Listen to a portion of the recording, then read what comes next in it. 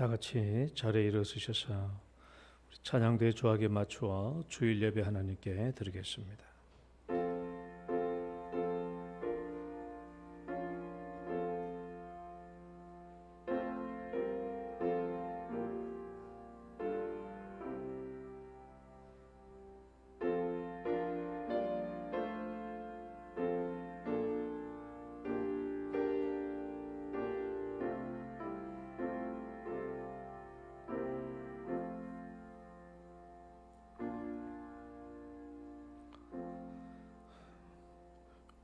여호와여, 주께서 나를 살펴보셨으므로 나를 아시나이다.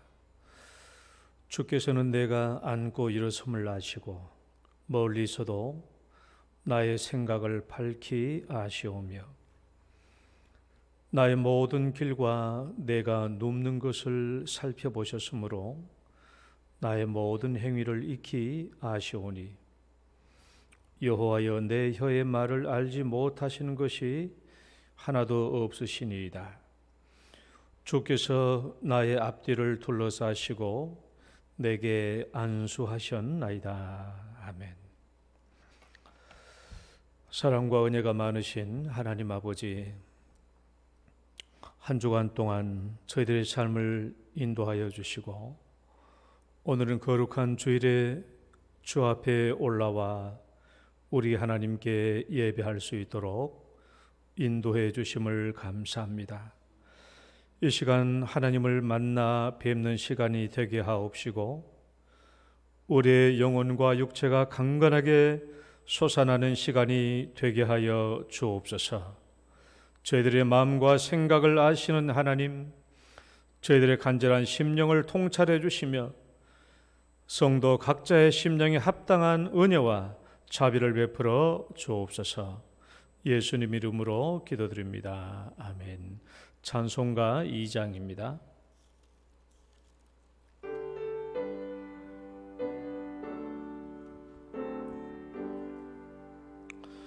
찬양 성부 성자 성령 성삼위일체께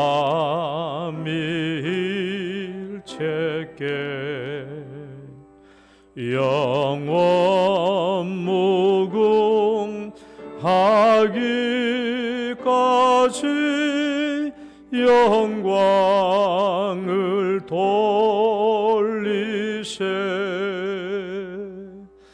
영광을 돌리세. 아멘. 신앙 고백 드리겠습니다.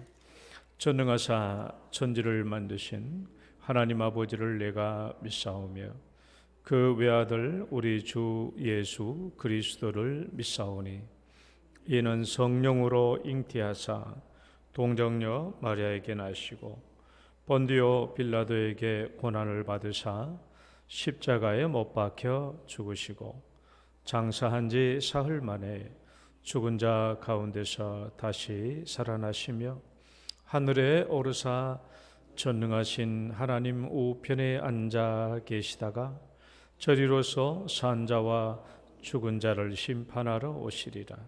성령을 믿사오며 거룩한 공예와 성도가 서로 교통하는 것과 죄를 사하여 주시는 것과 몸이 다시 사는 것과 영원히 사는 것을 믿사옵나이다. 아멘.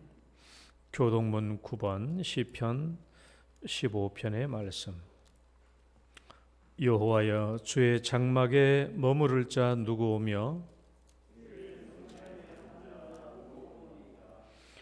정직하게 행하며 공의를 실천하며 그의 혀로 남을 허물하지 아니하고 그의 이웃에게 악을 행하지 아니하며 그의 눈은 망령된 자를 멸시하며 그의 마음에 소원한 것은 해로울지라도 변하지 아니하며 뇌물을 받고 무죄한 자를 해하지 아니하는 자이니 이런 일을 행하는 자는 영원히 흔들리지 아니하리로다. 아멘. 앉으셔서 찬송가 15장입니다.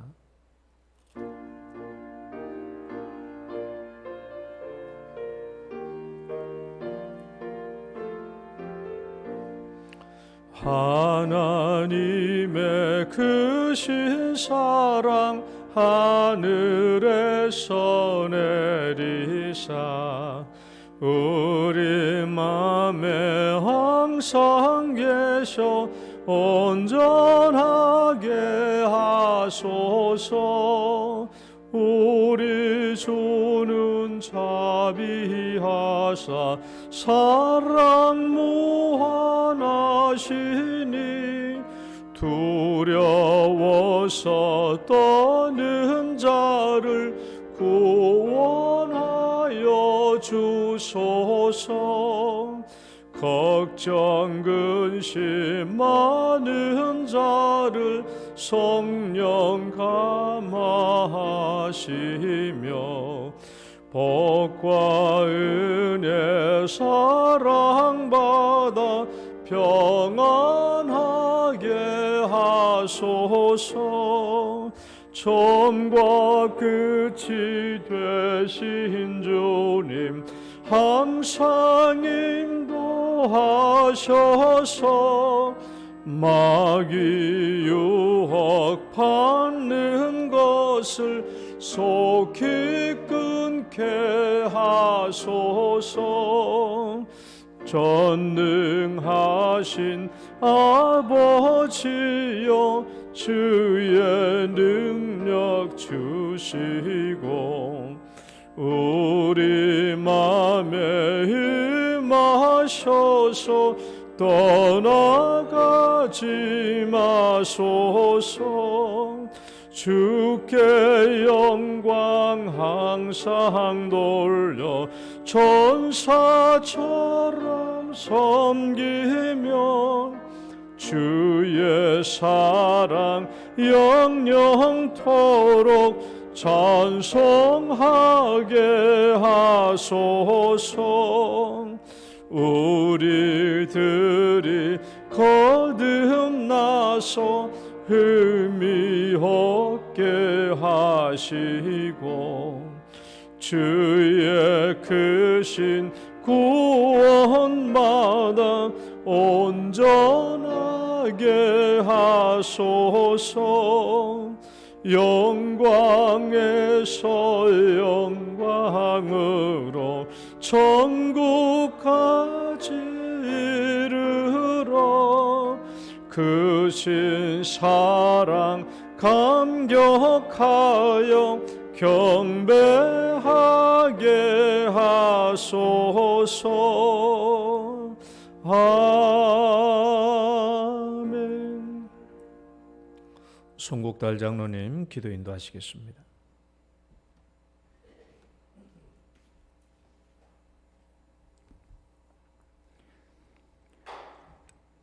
여호와를 자기 하나님으로 삼은 나라 곧 하나님의 기업으로 선택된 백성은 복이 있도다.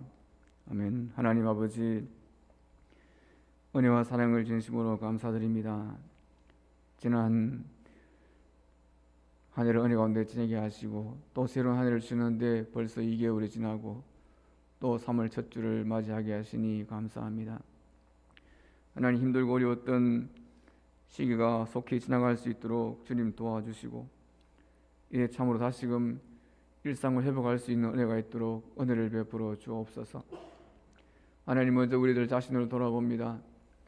우리들 자신이 하나님 앞에서 바르게 살지 못하고 하나님을 기쁘시게 하지 못함으로 우리에게 어려움이 왔는 것은 아닌지 다시금 돌아볼 수 있는 저희들의 심령이 될 수 있도록 도와주시고 우리가 언제나 겸손하게 주님 앞에 서서 주님을 섬기며 주님의 선한 뜻을 이루어갈 수 있도록 주님께서 복을 내려 주시옵소서.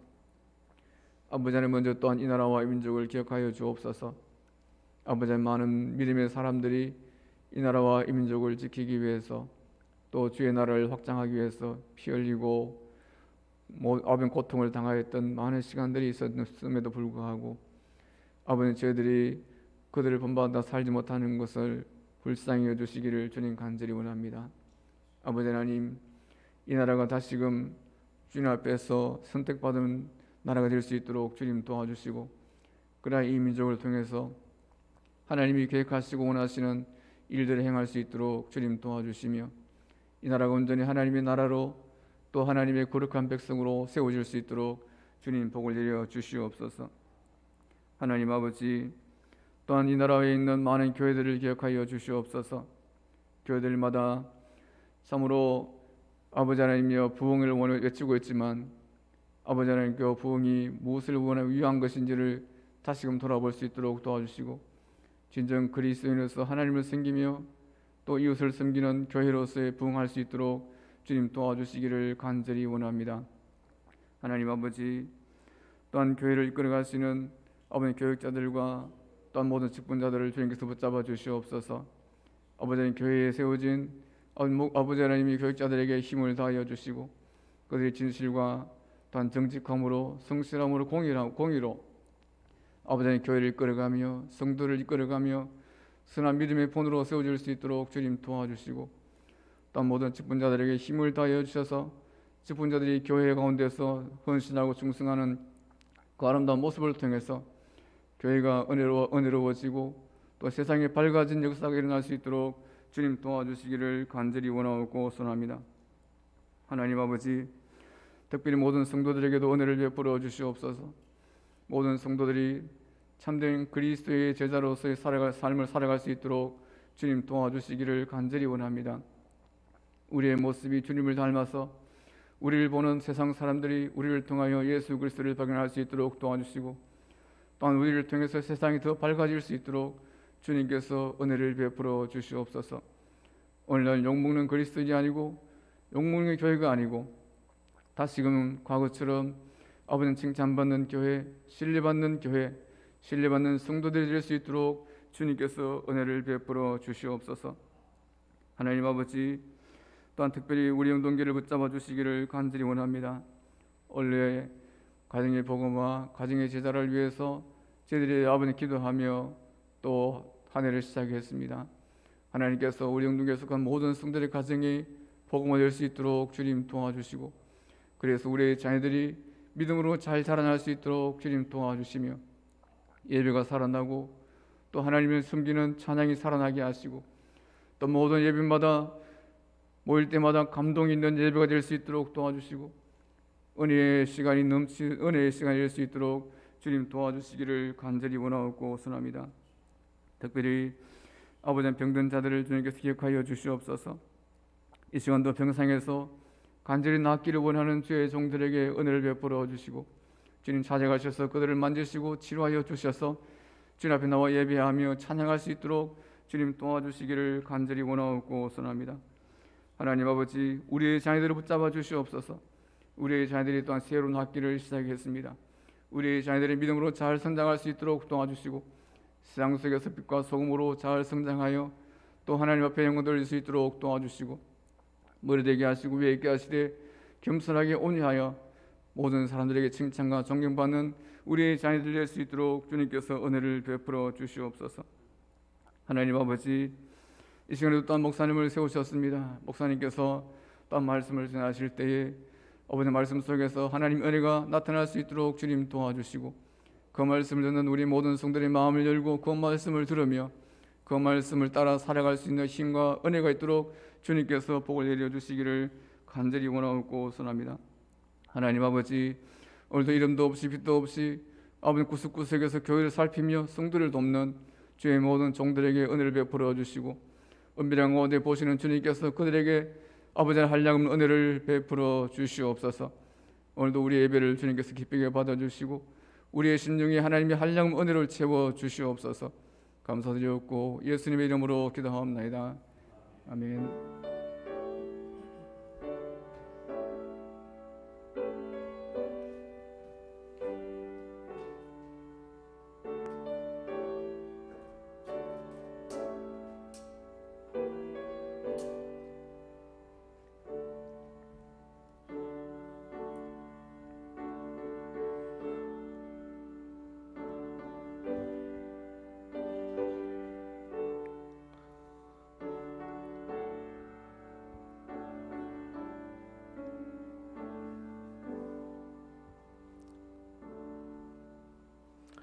찬송가 85장입니다.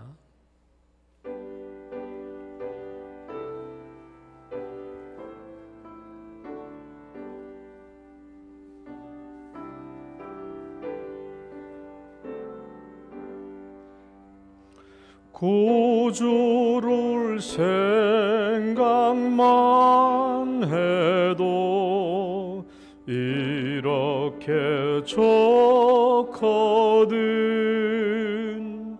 주 얼굴 배울 때야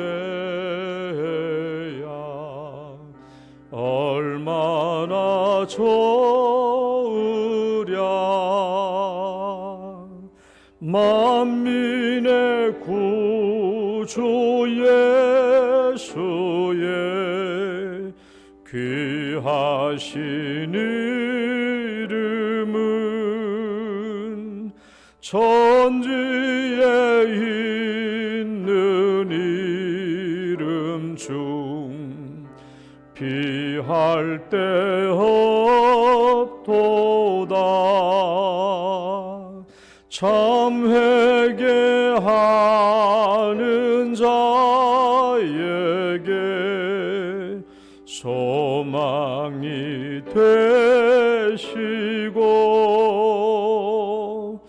구하고 찾는 자에게 기쁨이 되신다. 예수의 넓은 사랑을 어찌다 말하랴. 주 사랑 받은 사람만 그 사랑 알도다.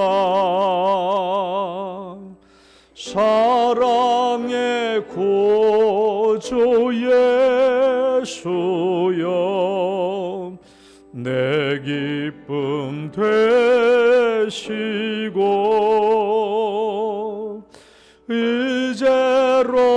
이제로부터 영원히 영광이 되소서.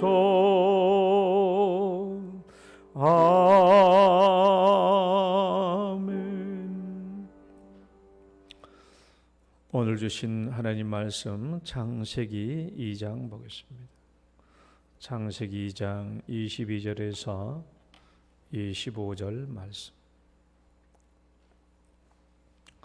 창세기 2장 22절에서 25절 말씀 우리 함께 봉독하겠습니다. 시작. 여호와 하나님이 아담에게서 취하신 그 갈빗대로 여자를 만드시고 그를 아담에게로 이끌어 오시니 아담이 이르되 이는 내 뼈 중에 뼈요 살 중에 살이라. 이것을 남자에게서 취하였은즉 여자라 부르리라 하니라. 이러므로 남자가 부모를 떠나 그의 아내와 합하여 둘이 한 몸을 이룰지로다. 아담과 그의 아내 두 사람이 벌거벗었으나 부끄러워하지 아니하니라. 아멘. 기도하겠습니다. 하나님 감사합니다.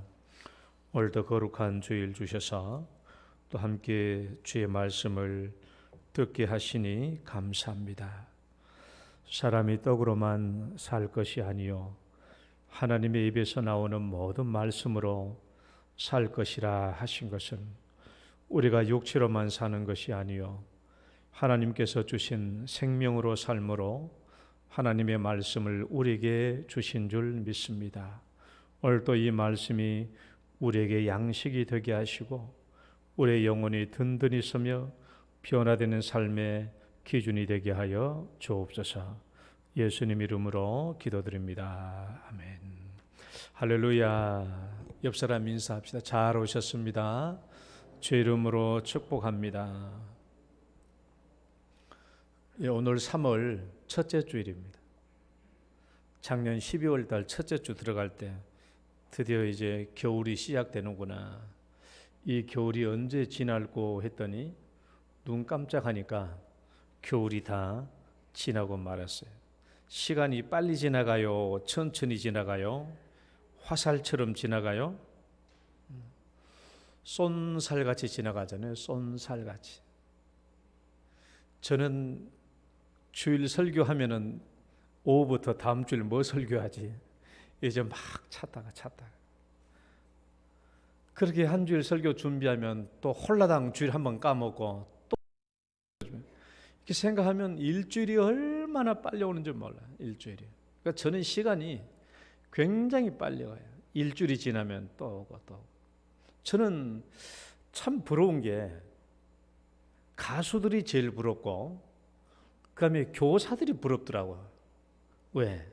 가수들은 한 번 부른 노래 계속 불러달라고 그러잖아요. 신곡 부르지 말고 유행했던 그 노래 또 불러달라고 또 불러달라고. 문목사 똑같은 설교 2번 연달하면 그냥 금방 쫓겨날 것 같은데 교사들은 오늘 가르친 것 오늘 1반에서 가르친 것 내일 2반에서 가르치고 3반에서 가르치고 4반에서 가르치고 그래도 날마다 하나님의 말씀을 준비하면서 우리 성도님들이 이 말씀을 다 들으면 좋겠다. 늘 말씀을 준비하면서도 그 생각을 해요. 그러니까 여러분 목사가 앞에서 설교하려고 서면 늘 앞에 와서 예배 드리는 사람이 보이겠어요? 아니면은 결석한 사람이 눈에 많이 보이겠어요? 늘 오시는 분들은 사실 별로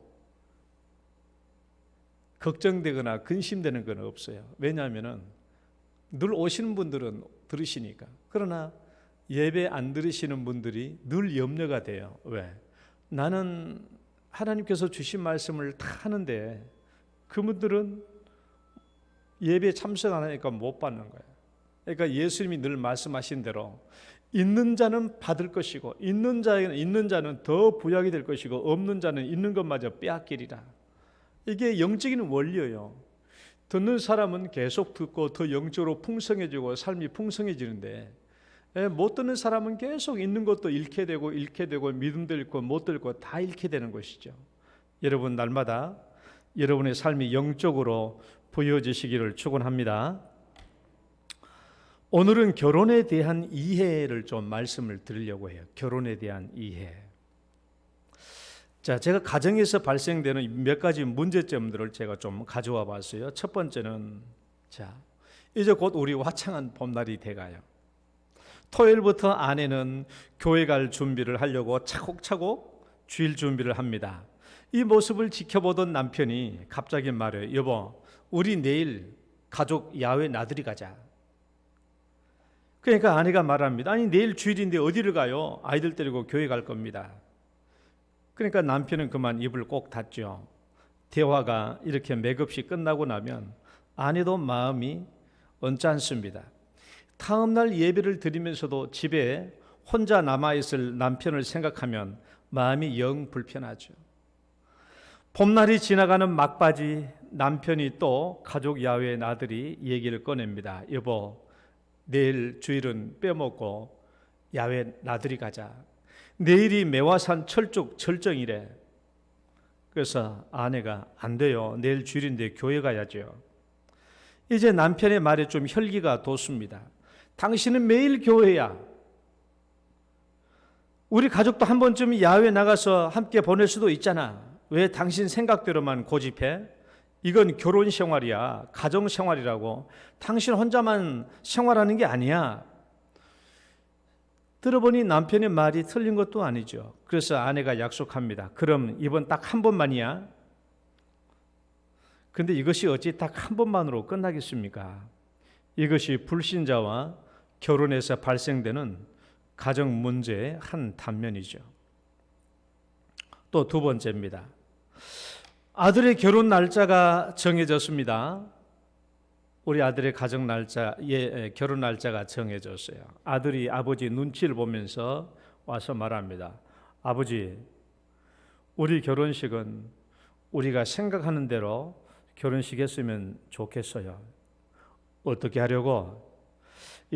신랑 신부가 함께 입장하고요. 주례자는 없어요. 요즘 우리 친구들 다 결혼하는데요. 주례자 없이 하거든요. 그리고 신랑 신부 서약식 때는요. 신랑이 아내에게 쓰는 편지를 낭독하고요. 신부 서약식 때도 신부가 신랑에게 쓰는 편지를 낭독하는 거예요. 그리고 성원 선언도 없고요. 대신에 그 시간에 양가 아버지가 나오셔서 축복의 말씀을 해주시는 겁니다. 아버지의 눈이 휘둥그레지자 아들이 이어서 말합니다. 아버지, 요즘에는요 다 다이로 해요. 다이? 다이가 뭔데? Do it yourself라고요. 전문 대행업체나 전통적으로 틀에 박힌 결혼식이 아니라 스스로 준비하고 계획해서 재밌게 하는 결혼식을 말해요. 요즘 친구들 다 그렇게 하거든요. 저도 그렇게 하고 싶어요. 엄마도 허락했어요. 그리고 저쪽 집에도 그렇게 하라고 허락했고요. 아버지가 말합니다. 안 돼. 주례자도 없고 서약식도 없고 혼인선언도 없고 그게 무슨 결혼식이야. 어째 집안 꼴 잘 돌아간다 했더니 아들이 말합니다. 아버지요, 결혼식을 아버지가 합니까? 내가 하지. 이것은 결혼에 대한 이해에 관한 문제예요. 결혼을 어떻게 이해하고 있는가에 따라서 결혼식의 형태가 달라집니다. 세 번째는 누구랑 결혼할 것인가 하는 문제예요. 가정생활을 잘 하려면 가정생활의 입문인 결혼을 잘해야 돼요. 아들이 말합니다. 아버지, 저 경순이랑 결혼하려고요. 경순이랑 결혼하려고. 저 우리 영동교회 여자 성도 이름 안 쓰려고 많이 생각했어요. 아버지, 저 경순이, 우리 교회 경순이 없죠? 아버지, 저 경순이랑 결혼하려고요. 경순이는 안 된다고 했잖아. 경순은 교회도 안 다니고 신앙도 없고 더군다나 걔네 집안은 완전히 다 불신가정이야. 아버지, 안 믿는 사람과 결혼하면 안 되는 거예요? 결혼은 사랑하는 사람과 하는 거잖아요. 저는 경순이밖에 없어요. 아버지가 말합니다. 그래도 안 돼. 천지의 여자가 경순이밖에 없냐? 교회 봐라, 얼마나 자매님이 많니? 아버지요, 믿는 사람하고만 결혼한 법이 어디 있어요? 야 이놈아, 너 목사님 설교 안 들어봤니? 목사님이 믿는 자와 결혼해야 된다고 몇 번이나 말하더너. 그러면 아버지, 한번 톡 까놓고 얘기해 봅시다. 그러면 대한민국에 선교사가 처음 왔을 때 그 선교사가 어떤 남자를 전도해서 구원시켰다고 해봅시다. 그러면 그 남자가 예수 믿고 난 뒤에 결혼을 해야 되는데 아무도 여자 믿는 여자가 없는데 그러면 그 남자 누구랑 결혼합니까? 또 아버지 생각해 봅시다. 예를 들어서 대한민국 국민을 100명이라고 쳐봅시다. 남자 50명, 여자 50명. 남자 50명 중에 믿는 남자 40명, 여자 50명 중에 믿는 여자 10명. 그러면 믿는 남자가 훨씬 많고 믿는 아내 신부감이 훨씬 적잖아요. 그러면 나머지 남자, 믿는 남자는 누구랑 결혼해야 돼요?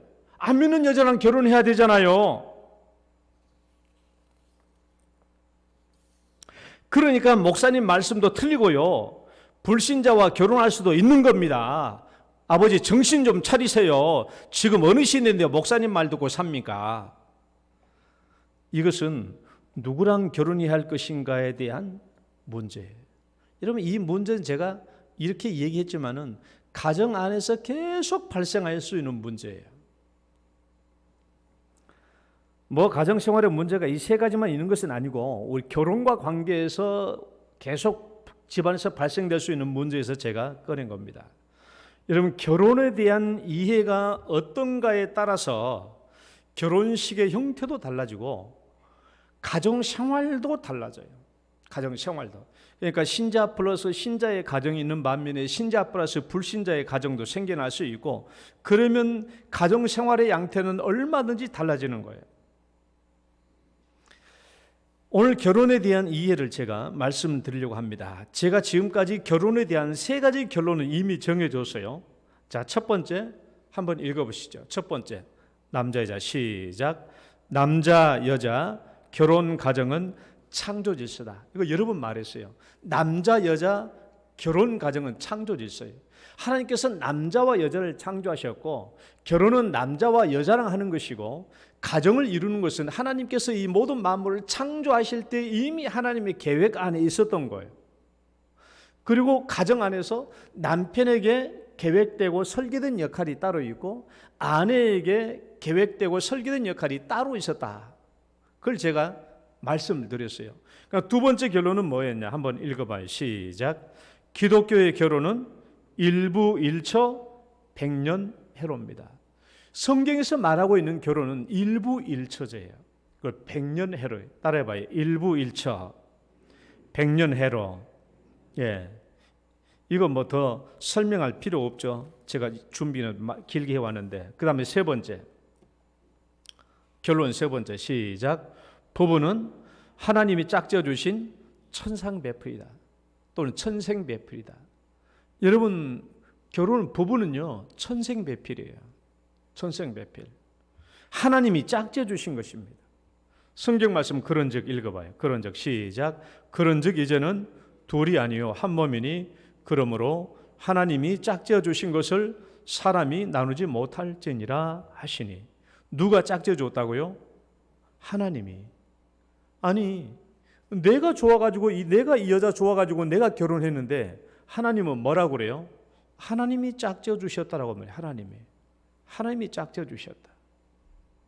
하나님이. 말라기는 이렇게 말해요. 읽어봐요. 말라기. 그에게는 시작. 그에게는 영이 충만하였으나 오직 하나를 만들지 아니하셨느냐? 어찌하여 하나만 만드셨느냐? 이는 경건한 자손을 얻고자 하십니다. 하나님께는 영이 충만하였지만은 그 남편 배우자를 위해서는 하나만 만들었어요. 둘이 아니에요. 하나만 만들었어요. 그러니까 하나님이 만드셨으니까 일부일처제고 하나님이 만들어 주셨으니까 천상배필이에요.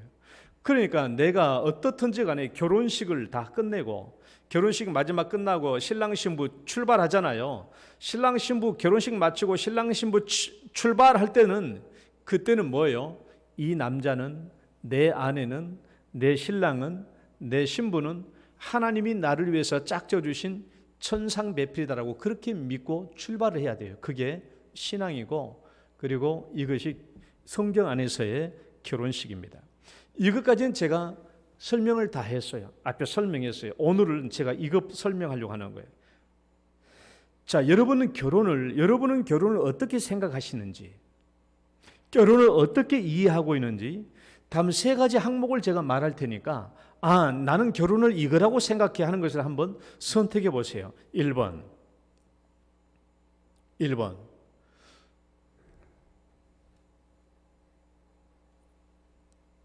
안 보일 것 같은데 윤하영 장로님 안 보이죠? 좀 보여요? 네. 자, 1번 읽어봐요. 결혼이란 시작.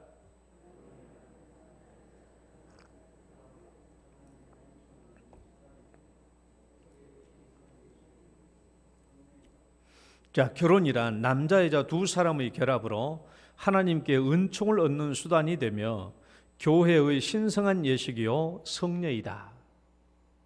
여러분은 결혼을 이렇게 생각하시는지? 아니면 2번 시작. 결혼이란 남자 여자 두 사람의 자발적인 결합으로 사회의 한 가정을 이루고자 하는 시민의 상호 계약이다. 이렇게 결혼을 생각하시는지? 아니면 3번 시작. 결혼이란 남자 여자 두 사람의 신성한 연합으로 하나님 앞에서 언약을 맺음으로 이루어진다. 3번인지 아니면 나는 보니까 4번 다인지. 여러분은 여러분은 결혼이 어떻게 생각해요? 여러분이 생각하는 결혼은 뭐예요? 몇 번이에요? 1번, 2번, 3번 중에서.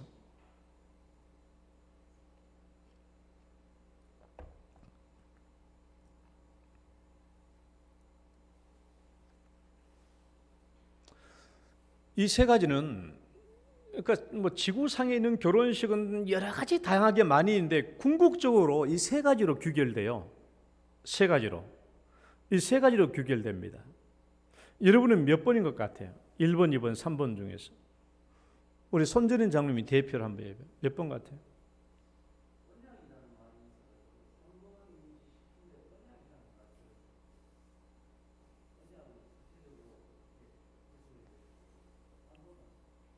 예.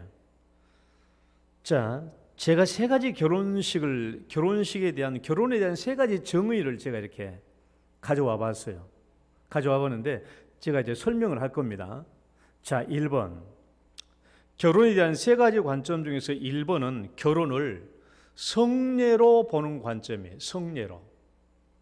결혼을 성례로 보는 관점입니다. 성례로 보는 관점은 이 결혼 안에 신비한 요소가 들어있다고 보는 거예요. 신비한 요소. 왜 그런가 하면은 에베소서 5장 31절로 32절 말씀 앞에 보고 한번 읽어봅니다. 시작. 그러므로 사람이 부모를 떠나 그의 아내와 합하여 그 둘이 한 육체가 될지니 이 비밀이 크도다. 나는 그리스도와 교회에 대하여 말하노라. 자, 이 비밀이 크도다. 비밀. 이 결혼식 안에는, 결혼 안에는 비밀이 있다라는 거예요. 비밀. 그러니까 결혼식이라는 것은 뭡니까? 남자와 여자가 결혼한 것인데, 겉으로 보면 남자와 여자의 결혼식인데 이 내면을 보면은 우리가 알지 못하는 비밀이 있다라는 거예요. 신비가 작동하고 있다는 겁니다. 하나님의 신비가. 카톨릭은 이 결혼식을 성례라고 그래요. 성례 또는 성사. 우리는 흔히 성례라고 그러고 카톨릭은 주로 성사라는 말을 씁니다. 그러니까 영어로는 똑같아요. 세크라멘트인데 우리 개신교는 성례란 말을 쓰고 카톨릭은 성사란 말을 많이 씁니다. 그래서 카톨릭은 7성사가 있는데 결혼식을 혼인성사라고 그래요. 혼인성사라고 해서 트렌트 공의회 때 정공식적으로 성문화되었습니다. 이 성문화되었다는 말은 뭐냐 그러면 교회법이 되었다는 말이에요. 교회법. 카톨릭이 말하는 이 성사라는 개념은 우리 개신교에서 말하는 성례라는 말과 같은 단어이지만은 의미는 매우 달라요. 매우 달라.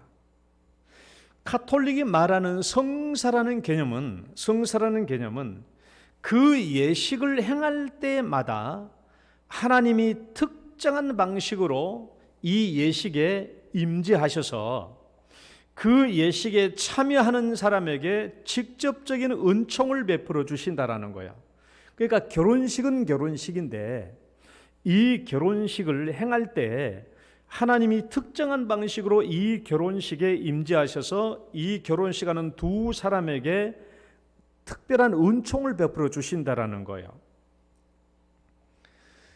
그러니까 우리가 카톨릭에서 말하는 첫 번째 성사가 세례 성사예요. 세례. 우리 세례 하잖아요. 세례인데 카톨릭에서 말하는 세례는 성례, 성사예요.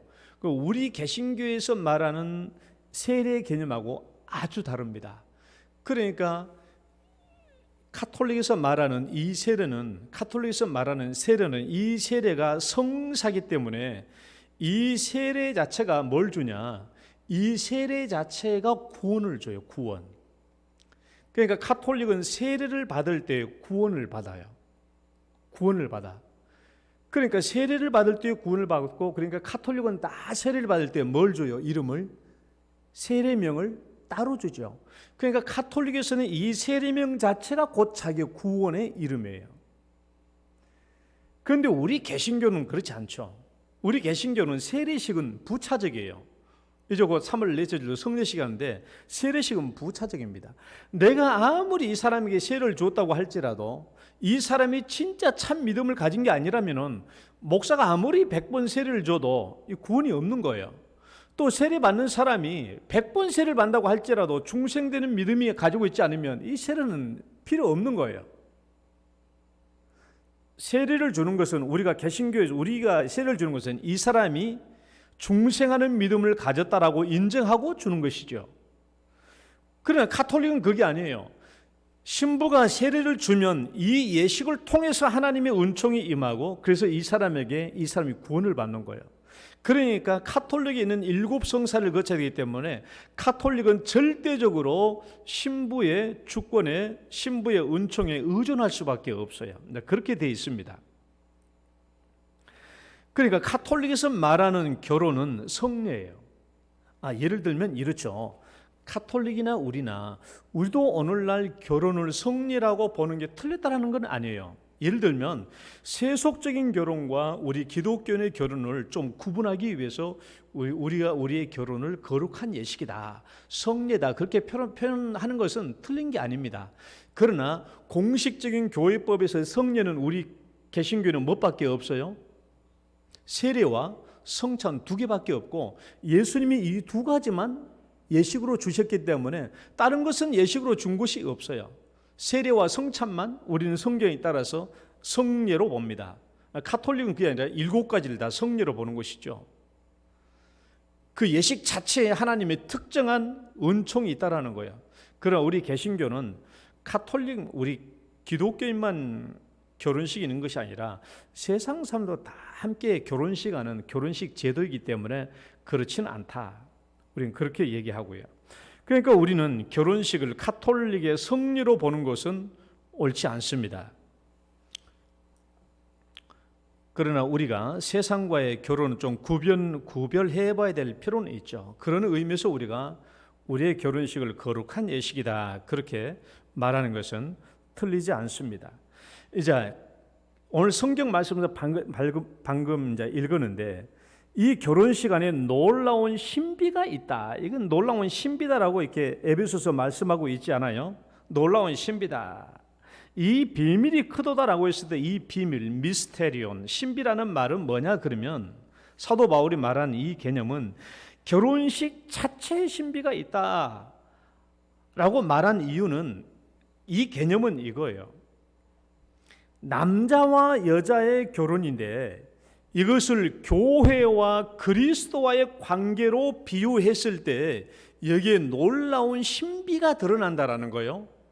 그 신비를 바울이 뭐라고 표현하냐 그러면 그 앞에 이렇게 표현하셨어요. 읽어봐요. 이는 남편이, 시작, 이는 남편이 아내의 머리됨이 그리스도께서 교회의 머리됨과 같음이니 그가 바로 몸의 구주시니라. 그러므로 교회가 그리스도에게 하듯 아내들도 범사에 자기 남편에게 복종할지니라.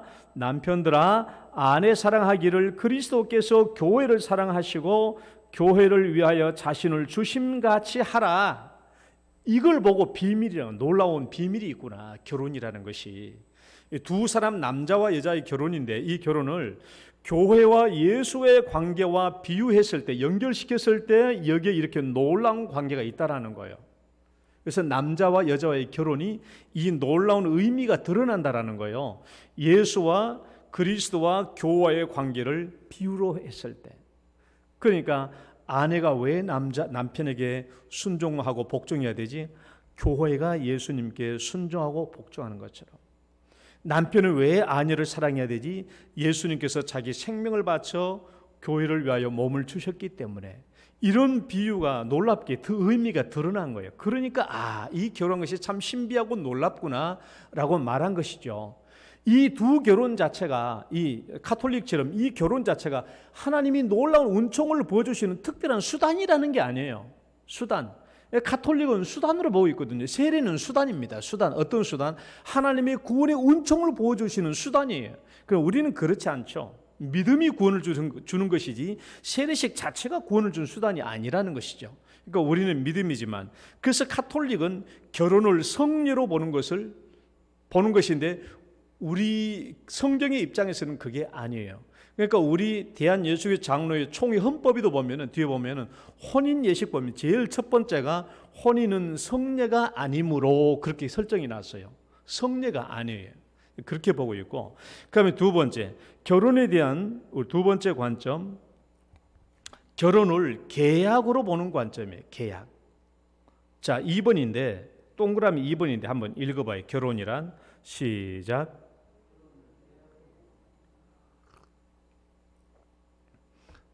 아니 그거 말고 2번에 나와 있는 거. 결혼이란 남자 여자 두 사람의 자발적인 결합으로 사회의 한 가정을 이루고자 하는 시민의 상호 계약이다. 이것은 이 결혼 안에는 하나님이 전혀 개입하지 않는 전형적인 세속적인 결혼관입니다. 그러니까 이 세상이 하는 결혼을 지금 이렇게 설명하는 거예요.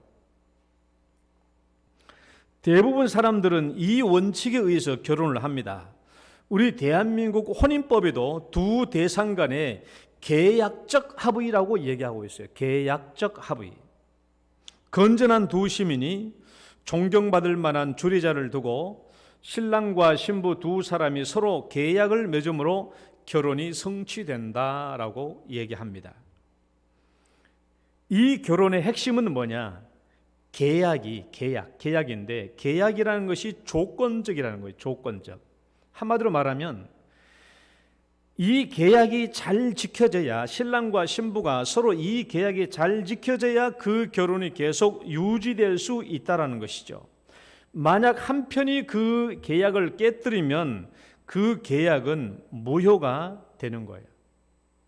그러니까 세상의 결혼식, 그러니까 시민이 하는 이 상호 계약의 결혼은 사실 영원성이 없고 견고하지가 않아요. 언제든지 결혼이 깨질 수 있는 그런 상황이 예견되어 있는 결혼식이죠. 계약의 또 다른 관점, 세속적인 결혼의 또 다른 단점은 뭐냐 그러면 자기의 유익을 위해서 결혼한 거예요. 내가 저 사람과 결혼한 게 낫겠다라는 것이죠.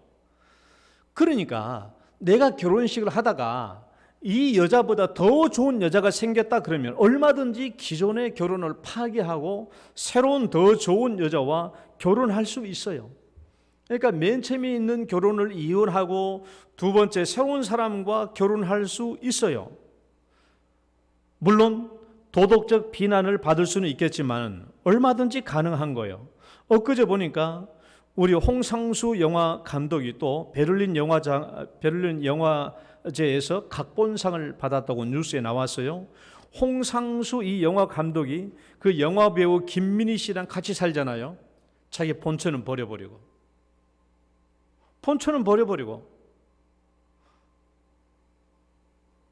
그 영화 배우랑 같이 사는 거예요. 이런 일은 얼마든지 비일비재할 수 있는 거예요. 왜? 세상 결혼, 세속 결혼은 계약의 근거가 어디에 있냐? 이 세속 결혼은 이 결혼의 근거가 어디냐 그러면 두 남녀 간의 개인적인 의지에 달려 있는 거예요. 의지에. 오직 의지야. 그러니까 두 사람이 서로지간에 이 계약을 지키겠다라고 하는 의지를 가지고 있는 한 이 결혼식이 유지되는 거예요. 그래서 여러분 생각해 봐요. 죄인된 인간이 죄를 안 지을 수 있어요? 죄인된 인간이 어떻게 그 계약을 완전하게 지킬 수 있겠어요? 얼마든지 죄를 범할 수 있죠. 바람 피울 수 있죠. 얼마든지 그럴 수 있는 거예요. 만약에 한쪽이 계약을 파기하면 다른 한쪽에서는 이혼을 하면 되는 거예요. 이게 세상 결혼식이고, 세상 결혼식은 그만큼 연약하고 약해요. 두 대상 간에 계약을 얼마나 잘 지키느냐에 따라 달려 있으니까. 만약에 양편 중에서 한 편만 계약을 파기해버리면 이 결혼식은 그냥 깨져버려요. 그러니까 약해요. 언제든지 깨질 수 있는 그런 결혼인 거죠. 그래서 이런 결혼식, 방금 말한 세상 결혼식에서는 결혼 예식의 형태가 아주 다양하게 나타날 수 있어요. 카톨릭 결혼식은 딱 정해져 있어요. 틀이. 카톨릭 결혼식은 틀이 정해져 있습니다. 신랑이 신부, 그다음에 반드시 신부가 주례하게 되어 있고 신랑 신부. 그다음에 결혼식 예식 장소도 이런 예식 장소에서 못해요. 카톨릭의 예식은 반드시 성당 아니면 카톨릭 회관 안에 있는 웨딩홀에서만 하도록 되어 있어요. 만약에 카톨릭 신자가 바깥에서 이런 웨딩홀에서 하는 신자들은 완전히 날라리 신자들이고, 결혼식 자체가 성례이거든요. 성례이기 때문에 신부의 주도하에 결혼식을 이루어지게 돼요. 그러니까 결혼식의 틀과 순서가 다 정해져 있어요.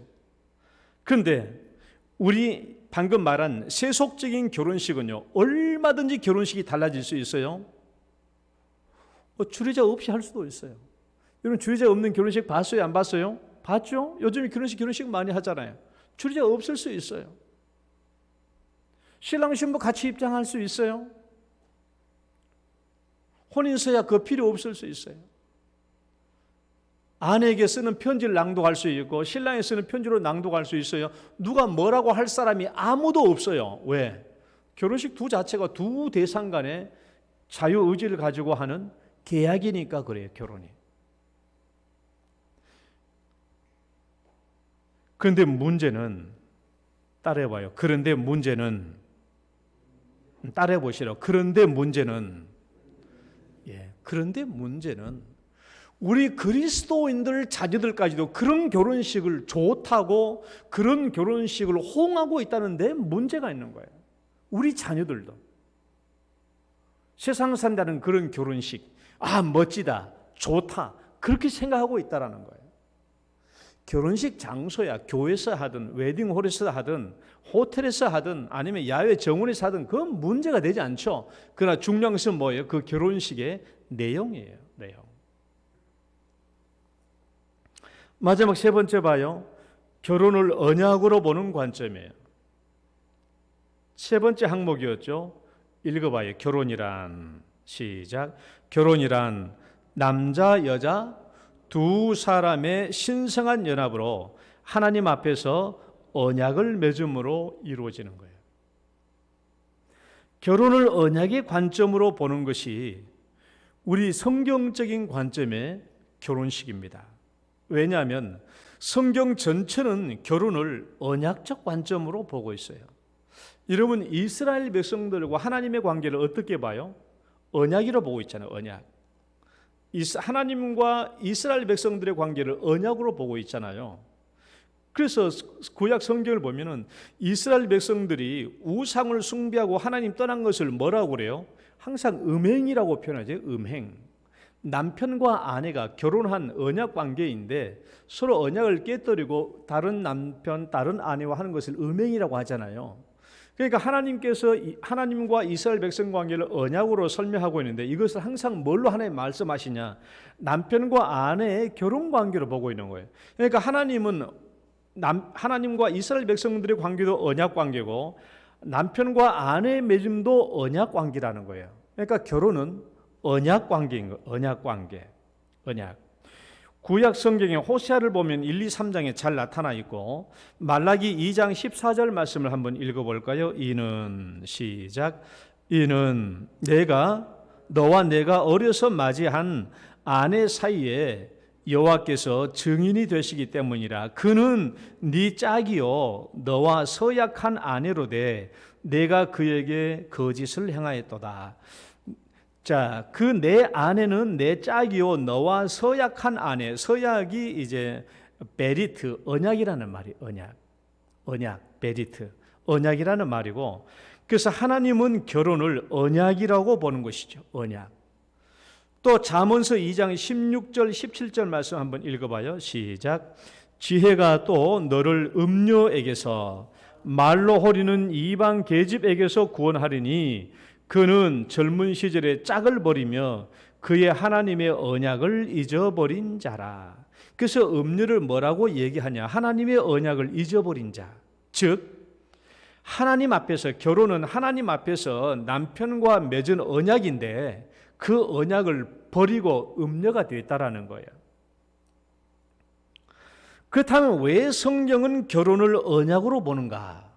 왜 성경은 결혼을 언약으로 보는가? 그 근거가 뭔가? 오늘 읽었던 창세기 2장 24절 말씀이에요. 읽어봐요. 이러므로 시작. 이러므로 남자가 부모를 떠나 그의 아내와 합하여 둘이 한 몸을 이룰지로다. 이게 언약입니다. 언약. 남편과 아내의 언약이에요. 아담과 하와가 결혼하는 것은 언약이에요. 아담과 하와의 결혼이 우리 지구상의 모든 결혼의 원형입니다. 제일 먼저 원형이에요. 그런데 이 결혼은 언약으로 이루어진 것이죠. 쌍무계약이 아니에요. 두 시민의 쌍무계약. 아까 2번 두 시민의 자발적인 계약이 아니라는 거예요. 결혼이라는 것은 언약이죠. 그러니까 계약적 결혼이나 우리가 말하는 언약적 결혼이나 공통점은 두 대상 간의 계약이라는 것은 있어요. 계약이라는 것은 있지만 차이점은 세상의 결혼식은 두 대상만의 결혼이고 우리 기독교의 그 결혼은 하나님 앞에서요. 하나님 앞에서. 따라해봐요. 하나님 앞에서. 하나님이 증인을 삼고 하나님이 증인이 되시는 결혼이에요. 이게 달라요. 세상 결혼식은 두 대상 간의 계약이 맞고 우리 기독교인들도 두 대상 간의 계약은 계약이지만 위에 누가 계세요? 하나님이 계시. 하나님 앞에서 한 결혼이고 하나님이 증인이 되시는 결혼이에요. 그러니까 성경 말씀에 이는 너와 내가 어려서 맞이한 아내 사이에 여호와께서 증인이 되시기 때문이라. 증인. 하나님이 증인이 되시는 결혼이 우리의 결혼이고 언약적인 결혼이에요. 그래서 두 번째 우리 언약적 결혼의 두 번째 특징은 결혼은 하나님이 증인이 되십니다. 그래서 언약적 결혼의 중요한 특징은 하나님이 결혼의 증인이 된다는 거예요. 여러분 이 언약적 결혼과 이 세상의 계약적 결혼의 중요한 차이점은 뭐냐 그러면 영원성과 즉 불변성과 가변성이에요. 가변성. 불변성과 가변성. 왜 우리 기독교 결혼에는 하나님이 증인으로 있어야 되는가? 왜 하나님이 증인으로 있어야 되는가? 사람이 증인으로 있으면 안 되는가? 여러분 세상 결혼식은 사람이 증인으로 있죠? 하객들이 증인이니까. 그러나 세상 사람들의 결혼의 증인은 인간이라는 말은 인간이 결혼식의 증인이라는 것은 가변적이란 말이에요. 쉽게 말하면 한마디로 말하면 여기는 사람들이 증인이 되어준다는 말은 세상적으로 결혼에 참가한 하객들이 증인이란 말은 맞아 그 두 사람 결혼한 거 맞아 그 증인이잖아요. 그런데 만약에 이 증인 중에 두 사람이 막 이혼하고 싸우고 무슨 막 불합리한 관계로 뭐 이혼할까 말까 하는 관계에 있는데 이 증인이 이 남편과 관계되고 이 남편과 이의 관계가 얽히고 설킨 문제라고 해봐요. 그러면 이 증인을 바로 해줄 리도 만무하고 얼마든지 이 증인을 거부할 수도 있고 얼마든지 이 증언을 막 뒤집을 수도 있고 뭐 결혼 나중에 이혼하는 뭐 법정에 가면 별 일들이 다 많이 있어요. 또 쉽게 말해서 이 증인으로 쉽게 죽을 수도 있고 없어질 수도 있는 거예요. 그러나 하나님은 언약적 결혼에서 하나님이 증인이란 말은 뭐예요? 불변이에요. 불변. 영원히 하나님께서는 이 결혼식의 산증이기 때문에 영원히 계신다. 영원히. 언약적 결혼에서 하나님이 증인이 되신다는 이유는 몇 가지가 있어요. 첫 번째 이유는 뭐냐 그러면 결혼의 불변성을 위해서. 하나님이 결혼의 증인 되신다는 것은 이 결혼은 불변해. 이제 결혼하면 끝까지 100년 해로야. 죽을 때까지. 변해서는 안 된다라는 거예요. 하나님의 성품 자체가 불변성이잖아요. 여러분 두 대상이 결혼했다가 내일 모레 이혼했다가 막 손바닥 뒤집듯이 할 수 있는 이 결혼에 하나님이 증인으로 설 필요가 없죠. 하나님은 그런 결혼의 증인으로 선다는 게 아니에요. 하나님이 결혼식의 증인으로 있다는 것은 이 결혼식이 한번 이루어지면 영원 불변하다라는 것을 의미하는 것을 얘기하는 겁니다. 두 번째, 하나님이 증인 되신다는 말의 두 번째는 결혼의 계약을 서로 잘 지키며 살겠다는 의미예요. 하나님을 우리가 증인으로 삼고 결혼식을 한다는 말은 이 남녀 두 대상이 계약을 맺고 결혼식을 하지만은 마지막까지 신실하게 우리 서로 신실하게 하나님을 믿는 믿음으로 신실하게 약속을 잘 지키면서 결혼 생활을 잘 이루어가겠다라는 그 다짐이 포함되어 있는 것이죠. 그러니까 하나님을 증인을 두고 우리가 결혼식 하는 거예요. 세상 사람들은요, 두 사람이 결혼 생활, 가정 생활 하는 게 사람들은 모르잖아요. 안 보니까. 남편이 아내 쥐어 때리는 거 바깥 사람들은 모르니까 모르잖아요. 사람들은 모르잖아요. 그러나 하나님은 다 보고 계시는 거예요. 그러니까 말라기에서 그 말씀이 뭐예요? 너 어렸을 때 네가 맞이한 그 결혼한 내 짝에 대해서 네가 거짓과 불의를 행하였도다. 하나님이 증인이죠. 세상 사람들은 못 봐도 하나님은 다 보시니까. 그러니까 하나님을 증인으로 모시고 결혼식을 한다라는 말은 이 결혼식에 신실하게 신랑으로서, 남편으로서, 아내로서 신실하게 결혼 생활을 한다는 것을 의미합니다. 그 다음에 세 번째, 이건 읽어봐요. 결혼 생활 시작. 자, 생각을 해봐요. 세상 결혼식은 두 사람이 계약을 맺고 결혼했어요. 그런데 한 사람이 계약을 파기하면은 이혼하면 끝나요. 그러니까 이 결혼이 영원하지가 않아. 그러나 하나님을 증인으로 삼고 하는 결혼식은 뭐야 그래요?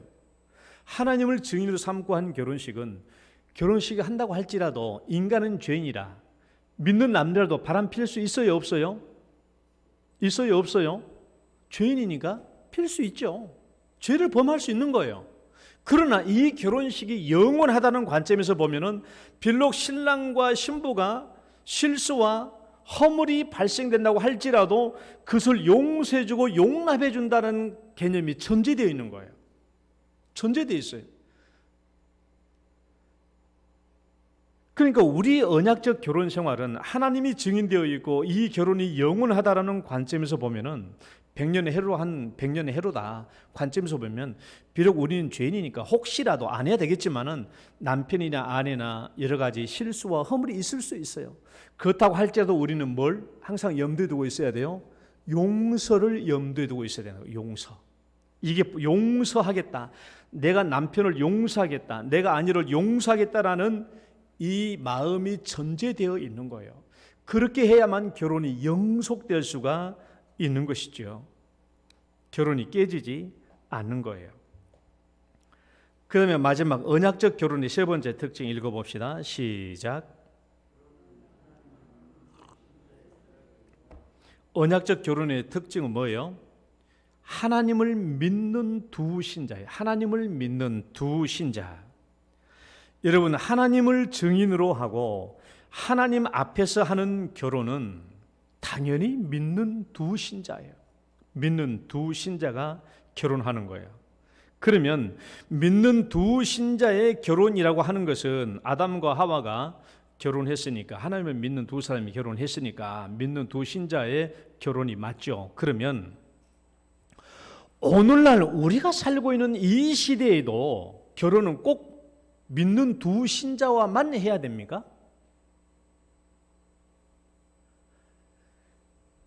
다시 말하면 여기는 구약 성경은 다 유대인들끼리 안에서 쓰여진 성경이에요. 그러니까 이 구약 성경 안에서는 당연히 결혼 다 하나님을 믿는 결혼이죠. 두 대상이. 그래요, 안 그래요? 그 복음서 봐봐. 예수님이 말씀하셨다. 예수님은 무조건 다 유대인들을 대상으로 한 말씀이기 때문에 예수님이 하신 말씀이면 무조건 다 믿는 두 신자의 결혼이에요. 그렇게 모든 예수님 하신 말씀이 다 그렇게 돼 있으니까. 그러면 그거 말고 오늘날 우리가 살고 있는 이 시대에도 반드시 믿는 사람하고만 결혼해야 되느냐 그 말이에요. 권현숙 목사님 그렇게 안 했잖아요, 결혼을. 윤 장로님 하나님 하자도 모를 때 결혼했잖아요.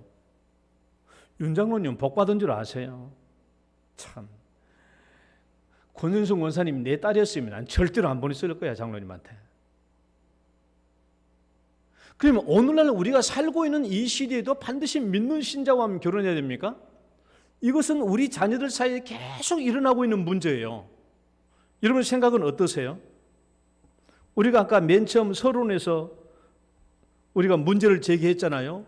아버지 나 경순이랑 결혼하랍니다. 야, 경순이 절대 안 돼. 하나님도 안 믿고 신앙도 없고 그 집 다 불신자 가정이야. 아버지요, 꼭 믿는 사람하고만 결혼이 됩니까?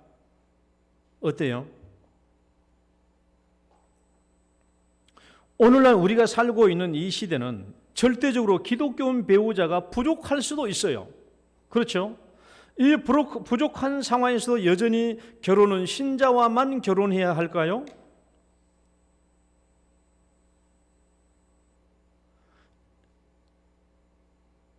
여러분 여기에 대해서 명확한 대답을 갖고 계시나요?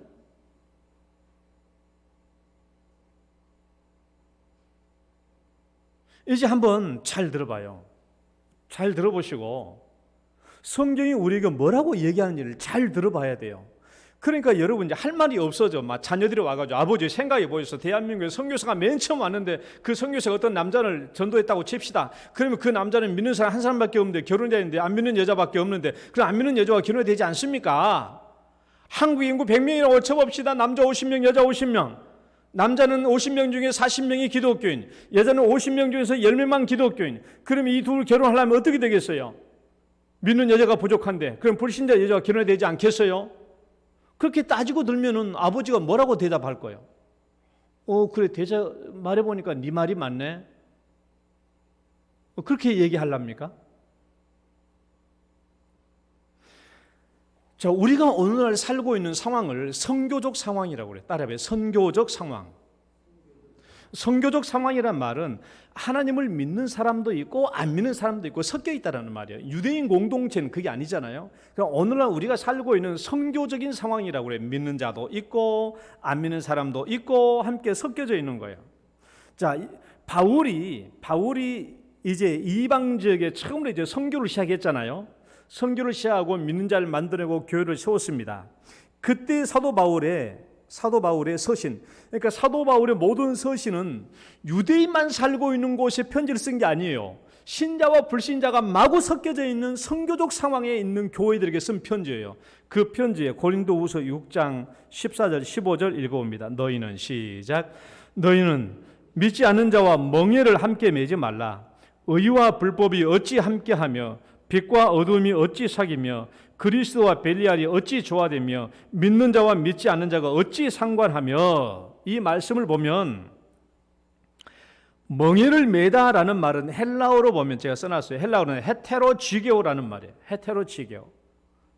맞지 않는 멍에를 매다. 서로 다른 멍에를 맨다라는 말이고 짝을 잘못 지었다라는 말이고 어울리지 않는 결혼을 했다라는 말이에요.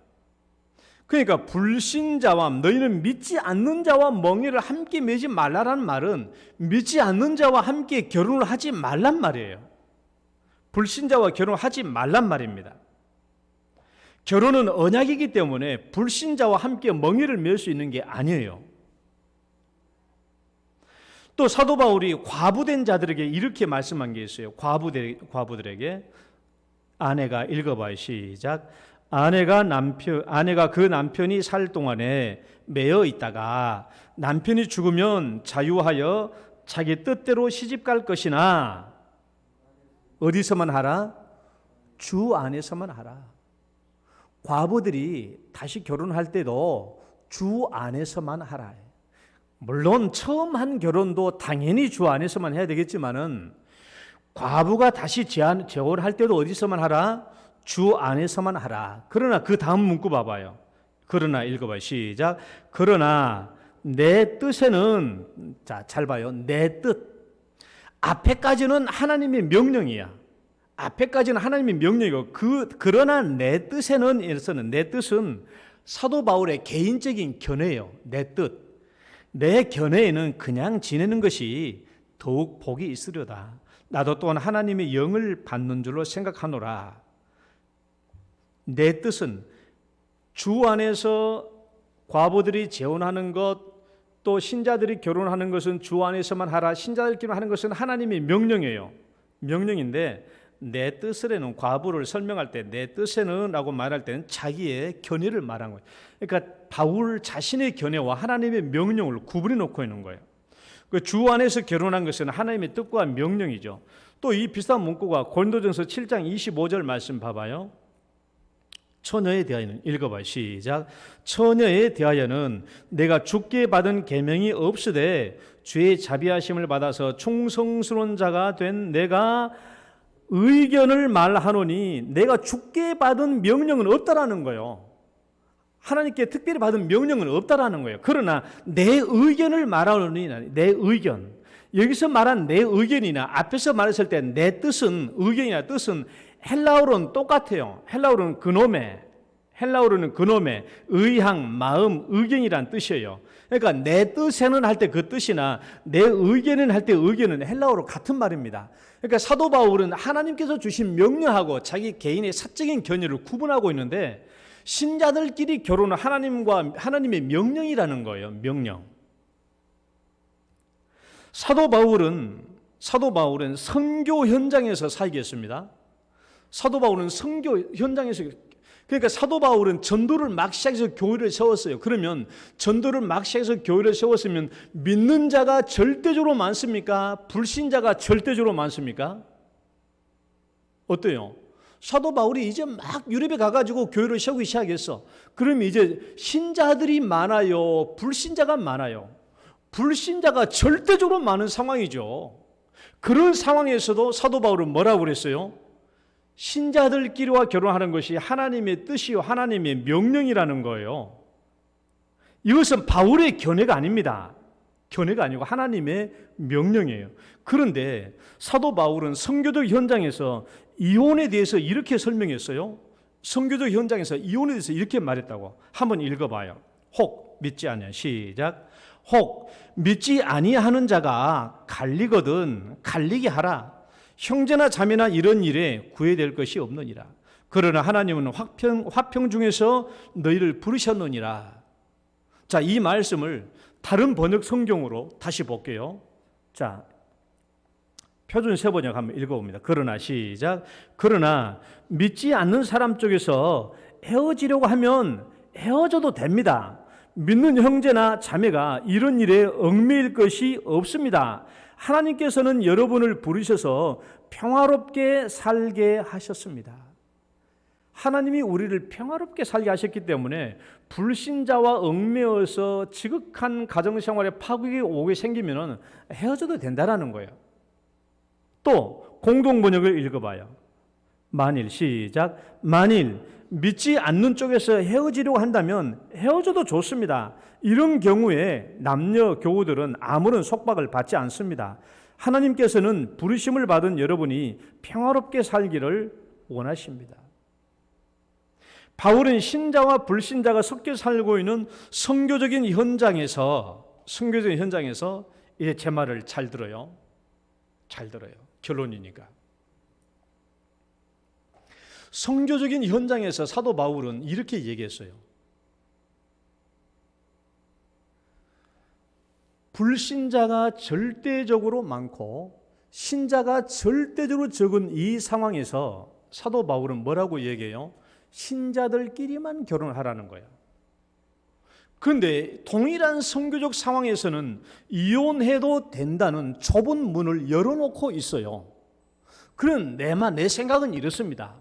그럼 동일한 선교적인 상황에서 이혼의 문을 좁은 문이라도 이혼의 좁은 문을 열어놨다고 친다면 절대적으로 신자가 부족한 이 선교적인 상황에서 불신 결혼도 문을 좀 열어놔야 되지 않겠느냐라는 거예요. 내 생각은.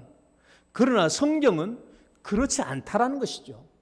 이혼의 좁은 문은 열어놨지만은 절대적으로 신자가 부족한 이 선교적 상황에서도 불신자와의 결혼은 조금도 문을 열어놓지 않았다라는 거예요. 이것이 성경이에요. 왜 그렇게 해놨을까요? 나는 몰라요. 그러나 거기는 길이 있겠죠. 뜻이 있고 하나님은 그렇게 우리에게 말씀하고 있다는 거예요. 그러니까 우리가 불신자와 결혼하려고 하는 것은 옳은 일이 아닙니다. 신자들하고만 결혼해야 돼요. 불신자하고 연애할 수도 있죠. 결혼하려면 반드시 뭐 해야 돼요? 빨리 전도하고 예수 믿게 하고 세례 받도록 하고 신자가 되게 해야 되죠. 그럼 목사가 결혼 주례하려고 그러면 어떻게 해야 됩니까? 양쪽이 다 세례를 받아야 된다는 조건이 뭐예요? 둘 다 믿는 신자와의 결혼이어야 되기 때문에 그렇다라는 것이죠. 말씀을 맺습니다. 우리는 어찌 하다 보니까 목사님의 주례 받고 신자와 신자끼리 결혼한 언약적인 결혼을 하기는 했어요. 그런데 정말 우리 중요한 게 뭐냐 그러면 이 언약적인 결혼을 하기는 했는데 우리의 결혼의 실제 생활을 보면 계약 결혼 생활하고 너무 비슷해. 그러니까 언약적 결혼 생활은 뭐예요? 서로 실수가 있고 허물이 있다고 할지라도 용서해주고 용납해주고 하는 것이 언약적 신앙 생활이거든요. 하나님을 증인으로 삼고. 근데 우리는 결혼 생활이 뭐냐 그러면 조금만 싸우다 그냥 헤어져 버릴까 보다 그냥 막 이혼해 버릴까 보다 이게 다 뭐예요? 무슨 생각이라고요? 계약적 결혼의 생각이에요. 그게 다. 그렇게 결혼 또 실제로 이혼한 사람들이 얼마나 많아요. 우리는 하나님을 증인으로 삼고 언약 결혼을 한 사람들이에요.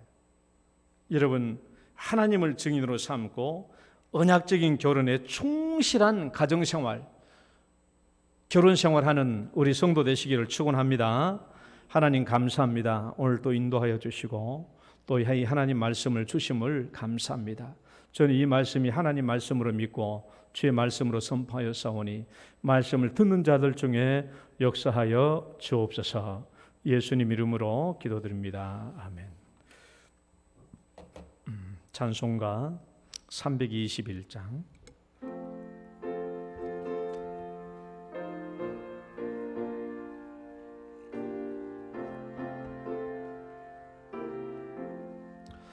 날 대속하신 예수께 내 생명 모두 드리니 늘 진실하게 하소서.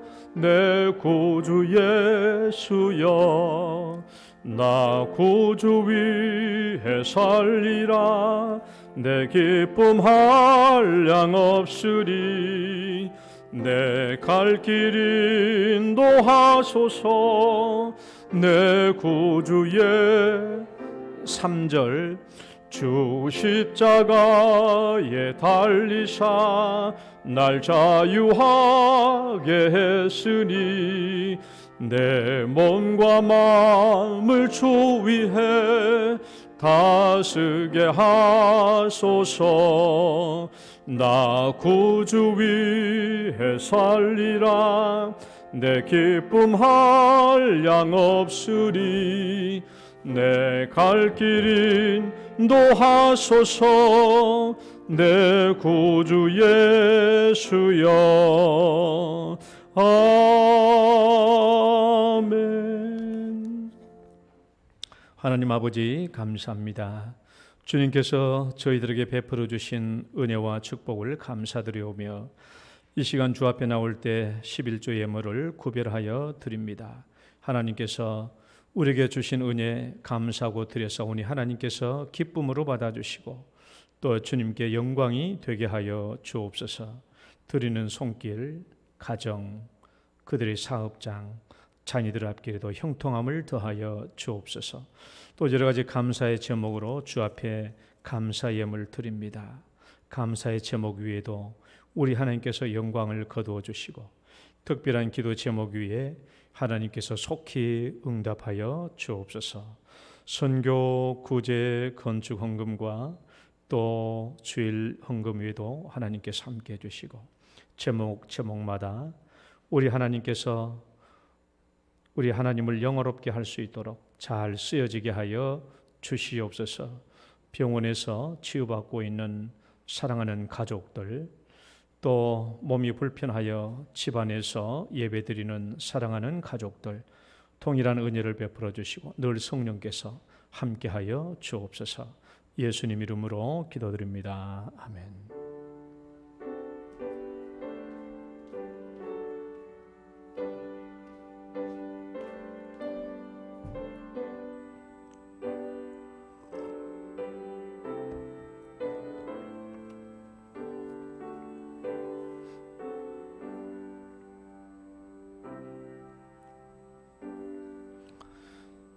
교회 소식입니다. 이번 주 금요일부터 금요 기도회가 시작됩니다. 첫째 주, 셋째 주 금요 기도회, 둘째 주, 넷째 주 가정 예배입니다. 이번 주 금요 기도회는 1, 2, 3 남전도회 기도 제목으로 기도합니다. 셋째 주일은 1, 2, 3 여전도회 기도 제목. 그래서 각 남전도 회장님들은 오늘까지 제가 드린 그 종이에다가 양식지에 전도 대상자들, 교육 대상자들 이름 적어서 내시면 금요일 날 기도하시겠고, 각 전도회 회장님들이 앞에 나오셔서 자기 전도의 상황을 설명해 주시고 성도들이 함께 합심기도하도록 하겠습니다. 자, 다 같이 일어서셔서 우리 당신은 소중한 사람 찬양 드리겠습니다.